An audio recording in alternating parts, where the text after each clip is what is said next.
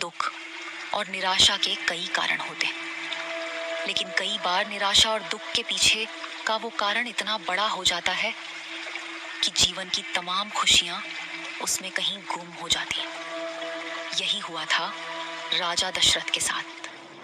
मुझे आज भी याद है वह दिन। दशरथ मेरे तट पर आकर चुपचाप बैठ गए थे। उनकी आंखों में एक अजीब सा शून्य था।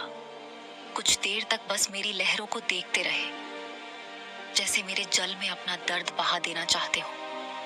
फिर बिना कुछ कहे धीरे धीरे महल की ओर लौट गए। उस रात उनके कक्ष में भी मैं उनकी नजर महसूस कर रही थी। वो खिड़की से बाहर मेरे किनारे की ओर देख रहे थे, जैसे किसी उत्तर की तलाश में हो। तभी कक्ष के द्वार पर रानी कौशल्या आईं। उनकी आंखों में चिंता साफ झलक रही थी। महाराज, आप इस तरह विलाप न कीजिए। मैंने एक कृषि के बारे में सुना है। वो हमारे इस दुख को दूर कर सकते हैं। एक बार कृषि श्रृंगी से बात तो कीजिए। वो पुत्र का अमेष्टि यज्ञ में निपुण है। वे हमें संतान का सुख देने में असफल नहीं होंगे। दशरथ के चेहरे पर एक किरण सी चमकी।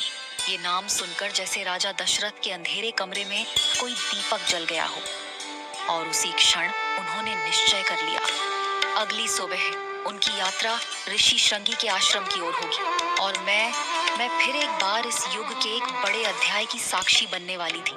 अगले एपिसोड में जानिए कौन थे ऋषि श्रृंगी और कैसे की उन्होंने राजा दशरथ की सहायता। अभी देखिए रामायण।